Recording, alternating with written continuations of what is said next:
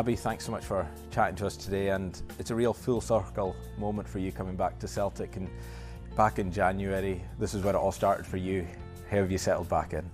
Yeah, I think, as you say, it's been full circle, so there's an element of that makes it easier.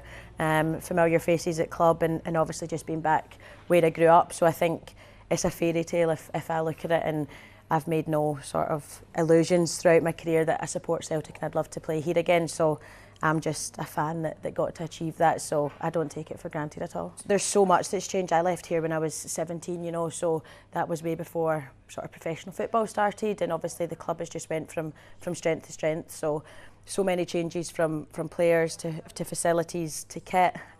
So yeah, everything has changed, but I think there's a lot that's remained the same that makes Celtic what it is.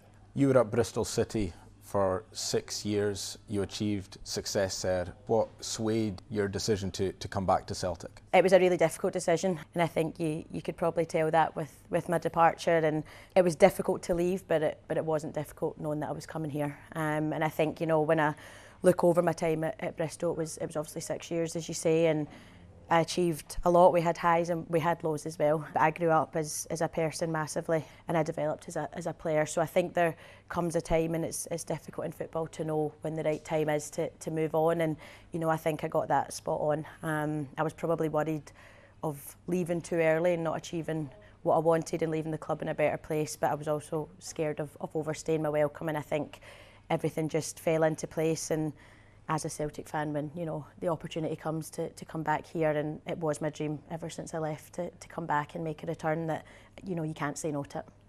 Now, you had your debut with Celtic. I think you were the youngest debutant ever for Celtic at 14 years of age. You then went to Hibs, multiple trophies there.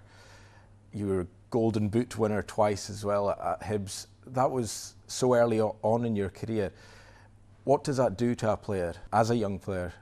Expectation levels and all the rest of it on yourself? I think it can go either way. I've got a great family and great friends that will humble me anyway, but I'm just a girl that likes to play football. But I think it's probably now, when I look back on hindsight, gave me a nice perspective, because I play to enjoy the game, and I've achieved more than sort of I would have ever thought at 5-6 years old when I was running about at the garden with my brother. So I think you start to appreciate the small moments.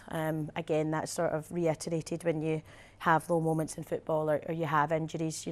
As footballers, as elite athletes, you don't enjoy the moments whilst you're in it, and that's something I've probably actively tried to change throughout my career, and enjoying the highs, because they're not always there, and I think you can become maybe a bit comfortable or a bit reliant if you are in one of these phases. But as I say, it's not a smooth journey, so it's gave me better perspective. Of course, expectation comes with that. When I look back and what I've done so far in my career, I'm over the moon, and it's beyond my wildest dreams.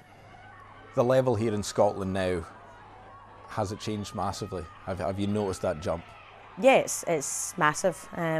Much better, much more professional. The quality and the depth, is massive, and obviously that is sort of been shown at a bigger stage, Champions League and just the professional setups, the players that are being able to be attracted here, and being given a platform to go on. We see our younger players going and now representing the Scotland national team, and they'll have fantastic careers ahead of them, and I think that is what you need to remember, is we're constantly growing, and yes, we wish we could progress the game quicker, but I also think we still have something so special that we've never lost in the Scottish women's game and in Scottish football. So it's easy to compare and maybe wish and see what people are doing across the border, but I think the development and the progress that has even been a case of 6 years that I've been away has been massive. So it's such an exciting time for the next generation and even our young crop of players. You're 27 now.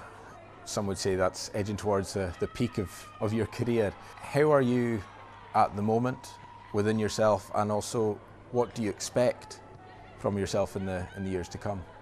I probably needed this time to sort of get my sharpness and get back. I think probably lack of game time towards the tail end of my time at Bristol is probably caught up on me now, and I'm still finding my feet and my sharpness. Obviously, when you're a January transfer, you don't have that. So I've thrown myself straight in. But I don't feel 27, but I feel good. I feel, you know, as young as ever, and I feel as if I can give more than ever. I think sort of over these past few years I've really developed that sort of leadership and off the pitch scenario. I'm a much better person in all sense, teammates, friends, daughter, sister, you know, sort of everything. So I've really matured in that sense, and that gives you a different outlook. So what the next few years look like, I don't know, but I know I've got the next few years in me. But as you touched on earlier, I've achieved a lot and more than I ever thought I would. So there's something special about, you know, sort of being able just to enjoy it, and you're not chasing too much, because I know that I've had a fantastic career and I've had injuries which could have ended it. So, you know, I think that puts things into perspective.